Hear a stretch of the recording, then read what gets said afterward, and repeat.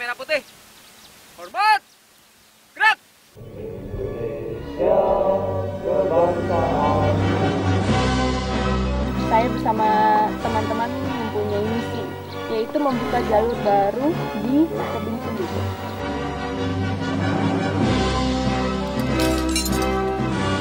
Perjuangannya ini benar-benar adrenalin tertinggi yang pernah saya alamin.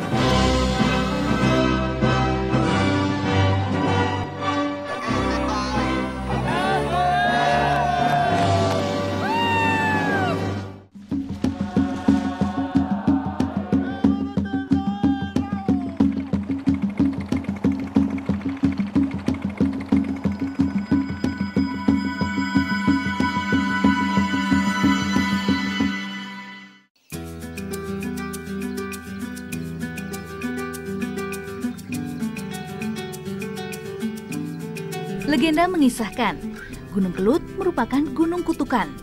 Fenomena alam yang terbentuk akibat pengkhianatan seorang putri terhadap janjinya. Namun terlepas dari legenda yang beredar di masyarakat, gunung dengan ketinggian lebih kurang 1.700 meter di atas permukaan laut ini memang menyiratkan misteri tersendiri. Gunung Kelut merupakan gunung berapi aktif, terletak di Kabupaten Kediri, Jawa Timur. Tercatat, gunung dengan 4 puncak ini telah melakukan erupsinya sejak tahun 1000. Erupsi terbesar terjadi pada abad 16 dengan jumlah korban mencapai lebih dari 10.000 jiwa. Meski kini telah dibuka menjadi salah satu objek wisata Kabupaten Kediri, Gunung Kelut tetap dinyatakan dalam status siaga. Gempa tremor dan keluarnya gas beracun adalah beberapa aktivitas vulkanologi yang hingga kini masih sering terjadi.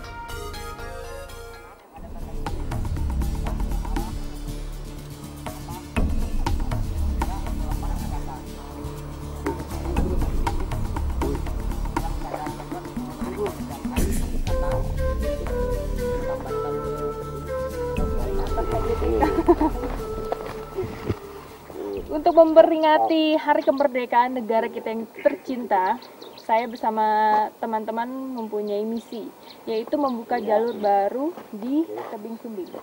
Tebing yang sangat besar dan kokoh. Nah, tebing ini ketinggiannya sekitar 300 meter dan berada di kawasan Gunung Kelut. Rencananya misinya selain membuka jalur sampai puncak, di pertengahan nanti kita akan membentangkan sang saka merah putih yang besar. Mudah-mudahan berhasil ya. Misi ini adalah pendakian yang tidak biasa. Kami harus menyiapkan strategi tim dan teknik pendakian yang akan dilalui. Ukuran benderanya sekitar 15 kali 7,5 meter. Dan kalau kita lihat di beberapa tempat di tengah dan di pinggirnya tuh ada lubang-lubang angin. Itu dimaksudkan untuk minimalisir masuknya angin. Jadi biar benderanya nggak gampang kobek. Pakai bahan apa sih? Bahan.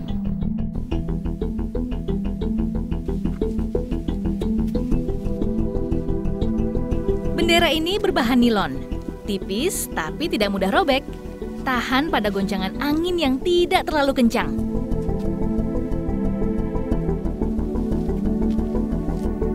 Tiap jarak 1 meter terdapat lubang untuk menambah tali.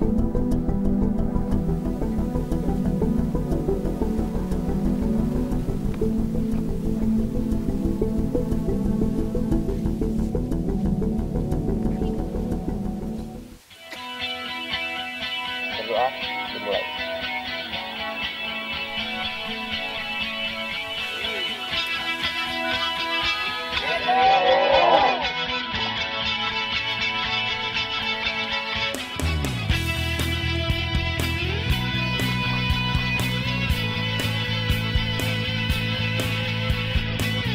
Tak banyak pemanjat yang naik nantinya. Karakter tebing yang berbeda di tiap pitch-nya tidak memungkinkan banyak pemanjat berada di atas. 50 meter pertama, kondisi tebing berdiri vertikal dengan kemiringan mencapai 90 derajat. Beberapa peralatan panjat seperti harness, karabiner, extender, dan helm merupakan peralatan standar pemanjatan yang wajib digunakan. Misi pembuatan jalur membuat kami harus membawa peralatan tambahan. Spring Loaded Camming Device atau di kalangan pemanjat lebih populer dengan sebutan FRAN adalah peralatan proteksi yang digunakan di celah tebing. Kemudian piton atau paku untuk membuat pijakan ataupun penyangga tali.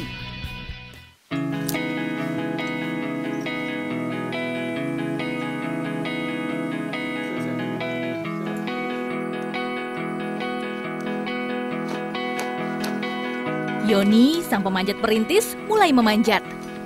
Ini bukanlah tugas yang mudah. Keberhasilan pemanjat lainnya bergantung dari jalur yang akan dibuat sang perintis.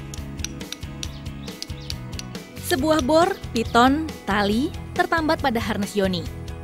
Karakter batuan andesit pada tembing sumbing ini merupakan jenis batuan beku yang terbentuk dari magma yang mendingin dan mengeras, sehingga sulit sekali untuk dipecahkan. Meski demikian, pada beberapa bagian terdapat batuan rapuh karena tidak ada lagi penyangga. Yoni memanjat sambil membuat jalur dengan teknik free climbing. Cara ini hanya akan digunakan oleh pemanjat berpengalaman. Meski demikian, Yoni dibantu oleh seorang belayer untuk membantu mengamankan ketika pemanjatan.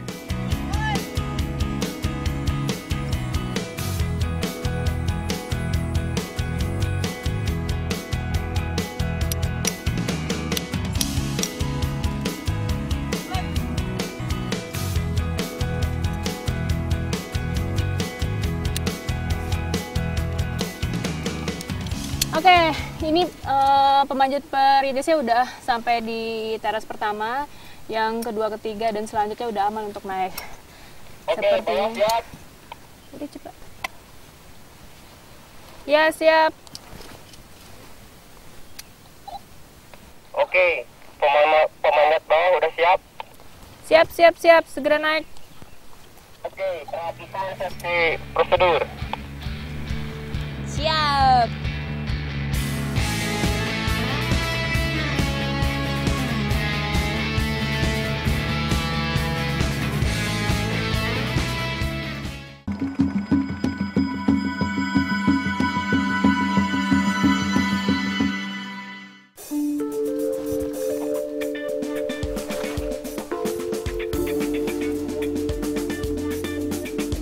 Karakter tebing yang mulus tanpa celah menyulitkan pemanjat pemula seperti saya untuk free climbing di 50 meter pertama. Oleh karenanya, teknik ascending pun dilakukan menggunakan ascender atau alat untuk naik dengan bantuan tali.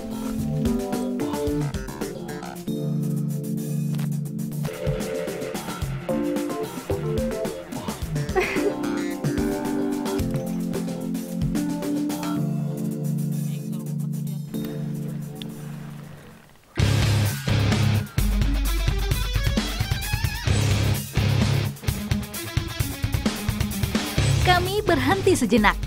Sensasi pemanjatan kali ini tak hanya ditimbulkan oleh tingkat kesulitannya, namun terbayar pula oleh pemandangan vulkanis yang ada di depan mata saya.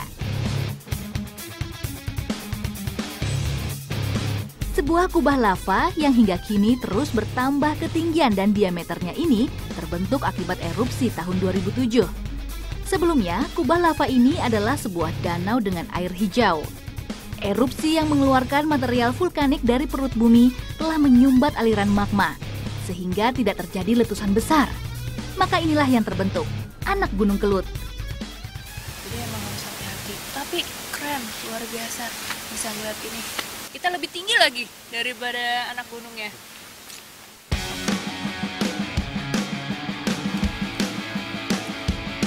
Tiba di pitch pertama, karakter tebing mulai berbatu dengan banyak pijakan dan teras. Kami pun menggunakan teknik free climbing untuk melanjutkan perjalanan.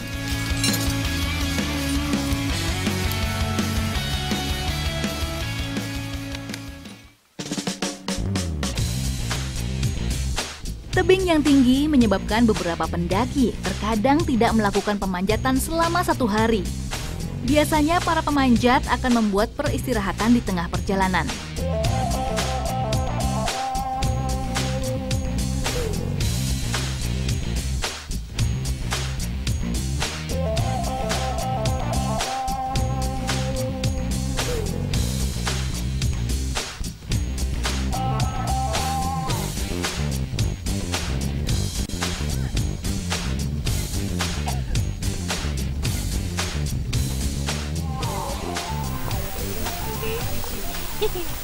Portalnya biasa digunakan para climber kalau misalnya mau naik tebing terus harus bermalam. Nah, kayak begini tempat tidurnya, gantung di pinggir-pinggir tebing.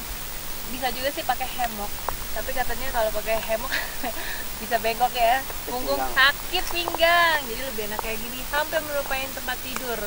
Tinggal bantal sama selimut doang. Tidur deh saya di sini.